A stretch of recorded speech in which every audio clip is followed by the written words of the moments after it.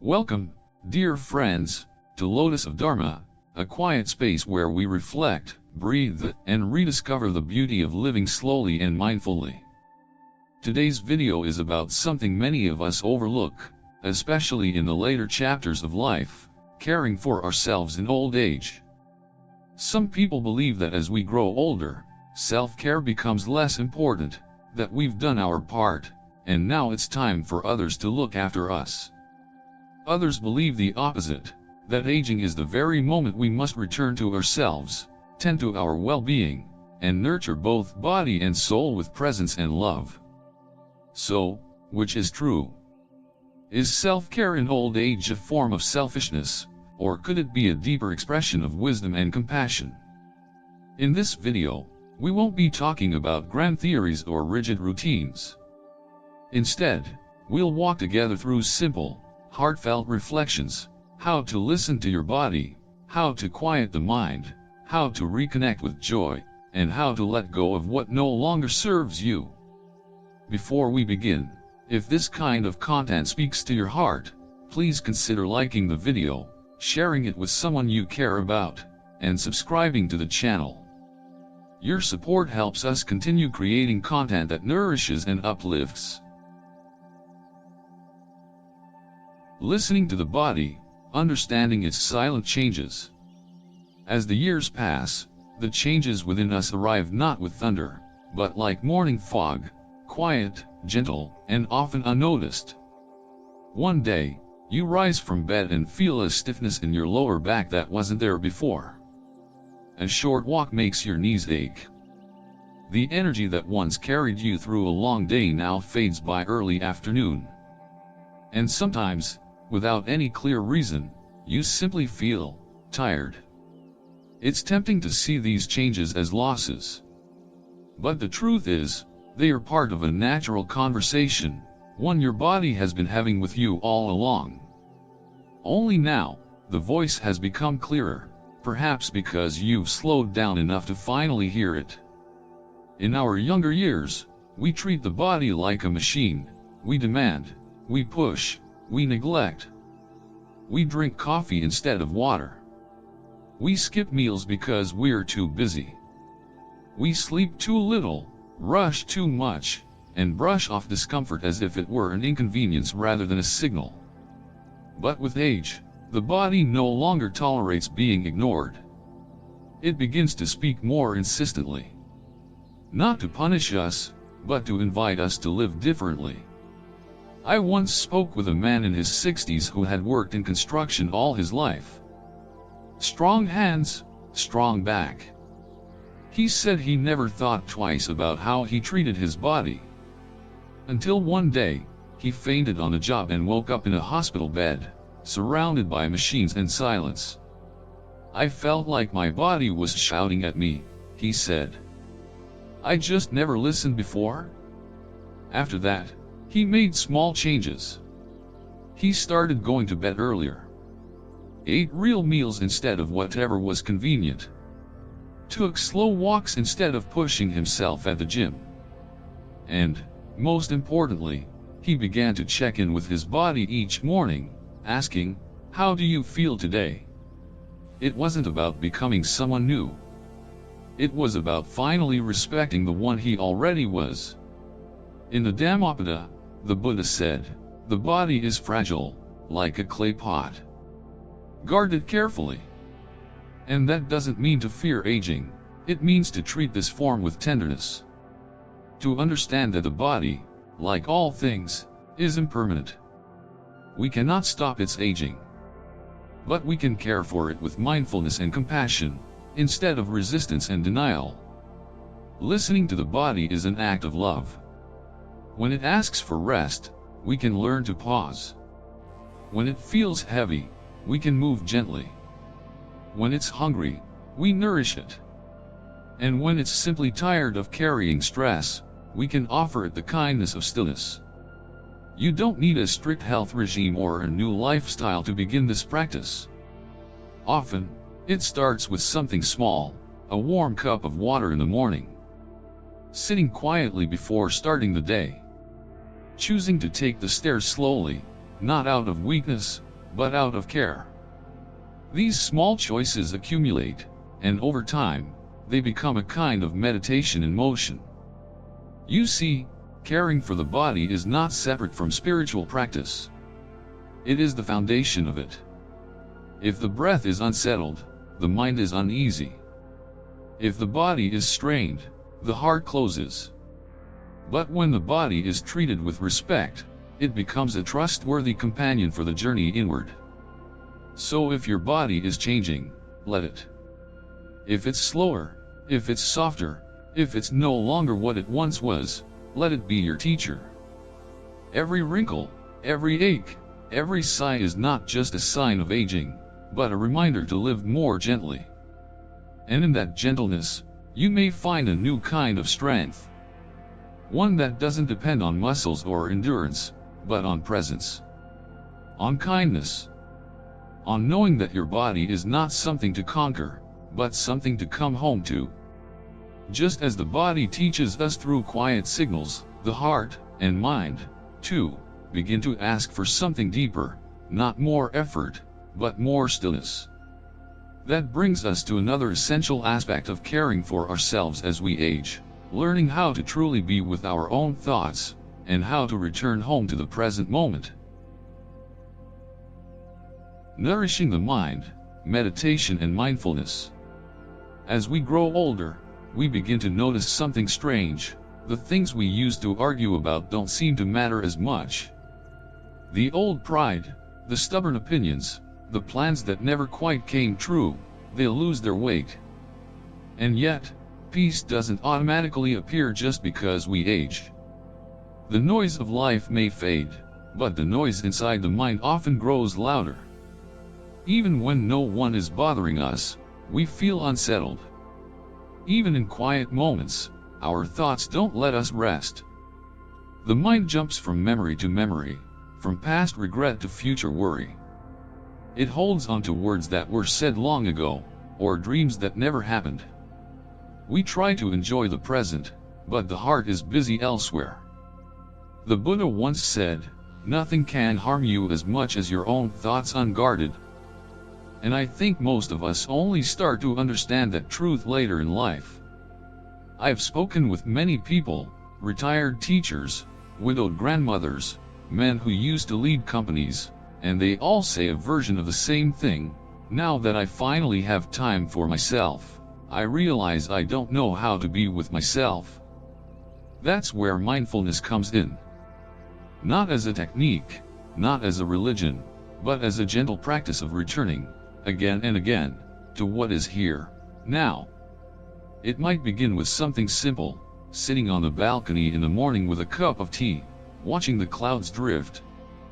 Or turning off the television for 10 minutes, closing your eyes, and just listening to your own breath.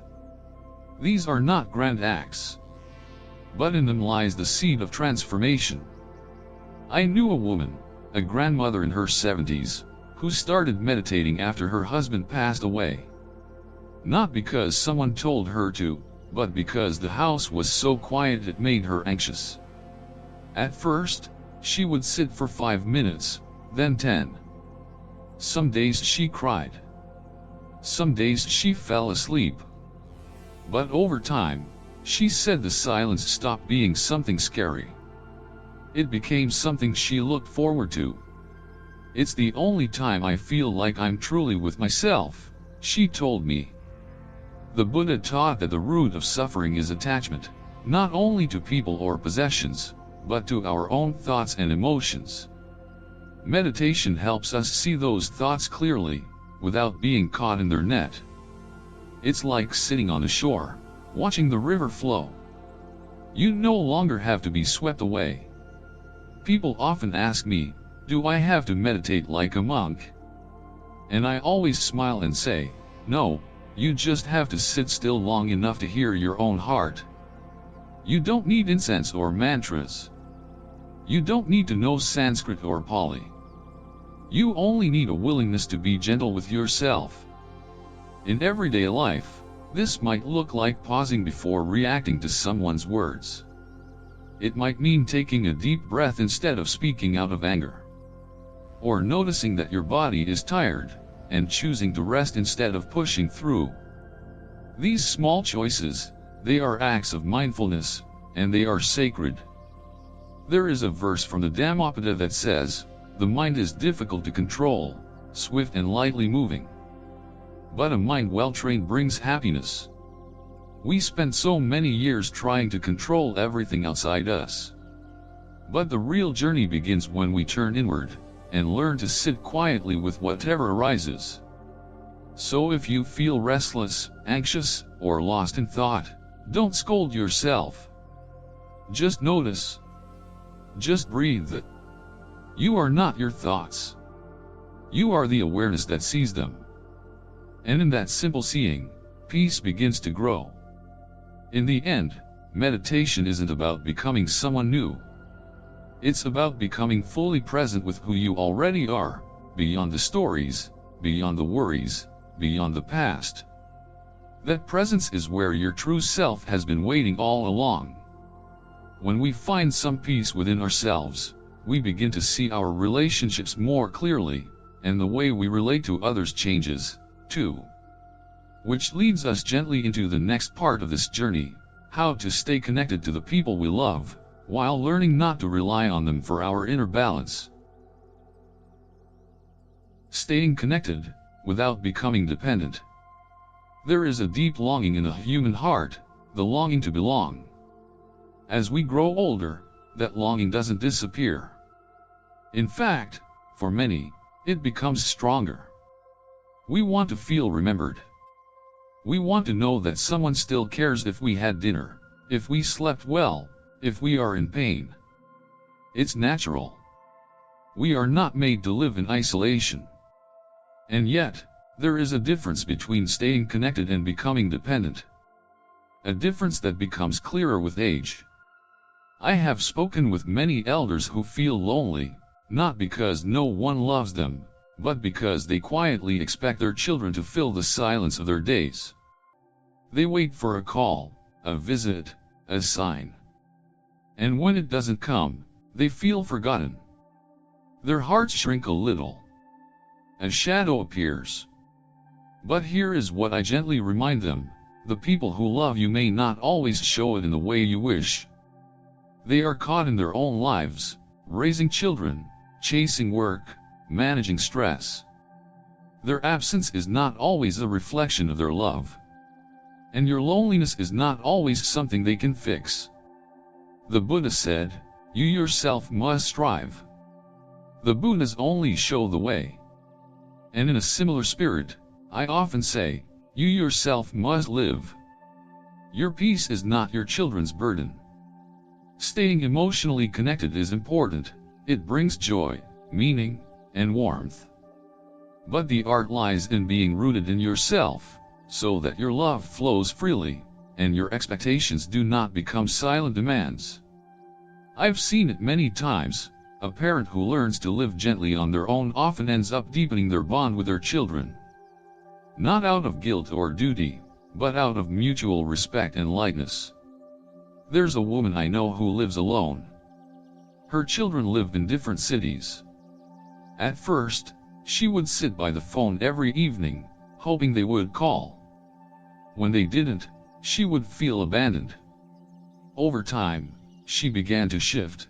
She joined a small yoga class, learned how to make simple vegetarian meals, and started writing little reflections in a notebook. Now, when her children do call, she speaks with joy, not complaint. She no longer needs them to fill her loneliness, because she has filled it with her own presence. The Buddha often spoke of self-reliance. Not in the sense of isolation, but in the strength of inner stability. When you are grounded in yourself, others can come and go, and you remain whole. That is the beauty of mindful aging. You learn to stand with softness. You don't chase love. You become love. And love, when not clung to, becomes a gift. You may still miss people. You may still wish for more time together. But the heart is no longer empty, it is spacious. And in that space, connection becomes sweeter. A call becomes enough. A smile becomes a blessing. So if you find yourself waiting too often, longing too deeply, ask gently, have I forgotten how to be with myself? And if the answer is yes, don't worry. It's never too late to begin again. Take a short walk, tend to a plant. Write a memory. Say a prayer. Do something that brings you back home. Because when you become your own companion, others feel less like a rescue, and more like a joy. And once we have found companionship in ourselves, we may begin to feel curious again, not just about who we are, but about what we still might become. Aging does not close the door to learning. In fact, it might be the very invitation we've been waiting for.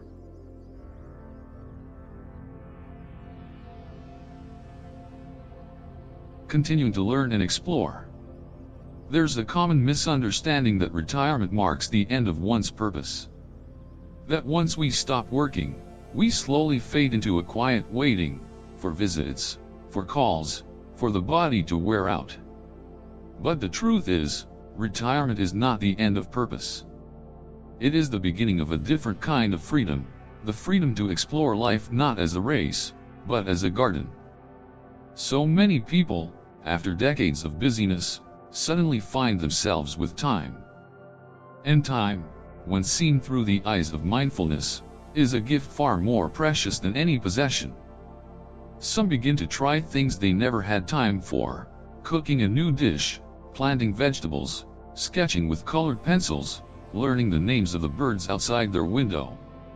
Others pick up an instrument, begin a journal, or take their first steps into meditation, simply to see what's there. Often, there's hesitation at first. Am I too old to begin? What if I'm no good at it? But with gentleness, these thoughts fade. Because the joy is not in being good, it's in being alive to the moment. I once met a man in his 70s who decided to learn watercolor painting. He'd never held a brush before, and his first paintings were messy, uncertain. But every morning, he'd wake up early, make tea, and paint the sunrise from his small balcony. Not because he wanted to display it. Not because he wanted praise. But because those few strokes of color brought him into the present. He said, I used to work 10 hours a day and didn't even notice the sky. Now, I see it in 5 shades before breakfast. The Buddha often reminded us that the mind is like a garden. If we do not tend to it, weeds grow. But if we nourish it with curiosity, with presence, with kindness, it blooms, regardless of age. To continue learning, even in small ways, is not about achievement. It's about staying open. Open to wonder. Open to surprise. Open to life. There is a kind of wisdom that only comes from beginner's eyes, the willingness to try without needing to master, the courage to be clumsy, the joy of doing something simply because it makes you feel light. Whether it's knitting a scarf, learning the names of constellations, or studying the Buddha's teachings on impermanence, these small explorations reconnect us with something we often lose in adulthood, the quiet joy of discovery. And I believe this is a sacred form of self-care. When you allow yourself to be a student of life again, each day becomes meaningful, not because it's full of events, but because it's full of attention. You start to notice the steam curling up from your cup of tea. You smile at the way a flower opens in the afternoon sun. You realize you're not passing time, you're living time. So if you ever feel unsure of your place in the world now that the busy years are behind you, try this. Ask yourself, what is something I've always been curious about, but never allowed myself to try? Then take one small step. Read a page. Watch a video. Ask someone for guidance. And most importantly, let go of the idea that you must become good at it. Just begin. Because in the act of beginning, you come alive. And in that aliveness, you touch the deepest teaching of the Buddha, that life is not something to be mastered, but something to be awakened to, moment by moment, breath by breath. And at the heart of this whole journey, listening to the body, tending the mind, deepening connection, exploring the new, there remains one quiet truth: the need to let go of what we could not change, of what no longer serves us, of the past, so that we may fully arrive in the present. Acceptance and letting go. There are burdens we carry into old age that are not seen by the eye, but are heavy in the heart. Regret over things said, or left unsaid. Grief for those we've lost. Disappointment in those we love. And perhaps most of all, the pain of unmet expectations. The child who did not become what we hoped. The parent who never apologized. The friend who drifted away. The version of ourselves we thought we'd become, but never did. These memories stay with us, quietly. Not as sharp knives, but as dull aches. And as we grow older, we may begin to realize that time no longer stretches out ahead, that each day is precious. But even with that awareness, the heart can still be caught in the past. We try to enjoy the present, but the weight we carry pulls us back. There was once a woman who told me she had not spoken to her father in 30 years, even after he died. She held on to the anger. She said she didn't know how to forgive him for the way he treated her as a child. And yet, in her 70s, she found herself waking up each morning with a sense of sadness she couldn't name. It wasn't until she began quietly reflecting, writing down what she remembered, and letting herself feel the grief beneath the anger, that something softened in her. She said, "I thought I was protecting myself by holding on. But really, I was just keeping the pain alive." The Buddha taught that attachment is the root of suffering, and that includes attachment to old stories. To free ourselves, we don't need to erase the past. We need to make peace with it. Not by rewriting it, but by seeing it clearly, with compassion. What happened, happened. The people we loved did what they could with the tools they had. And we, too, did the best we knew how. Letting go doesn't mean forgetting. It doesn't mean saying it didn't matter. It means saying, "This no longer needs to define me." It means loosening the grip, not for anyone else's sake, but for your own. So that your heart can breathe again. So that the rest of your life can be lived in freedom, not repetition. In the monastery, we are taught to sweep the floor each morning, not because it is always dirty, but because dust still finds its way in. And the same is true of the heart. Even if we've tried to let go, sometimes the memory stirs, or a feeling returns. That doesn't mean we've failed. It simply means we need to sweep again, gently, patiently. Letting go is not a one-time act. It is a way of living. It is choosing, each day, not to pick up the same weight. It is looking at what hurts, and offering it space to soften. Sometimes that means sitting in silence. Sometimes it means speaking the truth to someone after years of holding it in. Sometimes it just means whispering to yourself, "I don't have to carry this anymore." And here is the most beautiful part: when you let go, something opens. It may be small at first, a little more room to breathe, a little less tension in your chest. But over time, that space becomes peace. And in that peace, you'll find something unexpected, not emptiness, but presence. Not sadness, but quiet joy. So if there is something, or someone, you have held onto for too long, maybe now is the time to ask, what would my life feel like without this weight? You don't need to force an answer. Just stay with the question. Be gentle. And when your heart is ready, it will begin to let go, not because you pushed it, but because it finally feels safe enough to be free. As we've journeyed together through this reflection on self-care in old age, I hope you've come to see, caring for yourself is not an indulgence, nor a retreat from life, it is an act of deep wisdom. It is a quiet way of saying, I still matter. My life still has meaning. And peace is still possible. Your body may be slower now, your days may be quieter, but your presence, your awareness, has never been more valuable. By listening to your body, calming your mind, nurturing your spirit, and letting go of what no longer needs to be carried, you are not just aging, you are awakening. And maybe, just maybe, the later chapters of life aren't about doing more, but about being more. More still. More kind. More present. So I invite you to ask yourself, what is one gentle thing I can do today to honor this life, this breath, this moment? If this video offered you even a small sense of calm or clarity, I kindly ask you to like, share, and subscribe.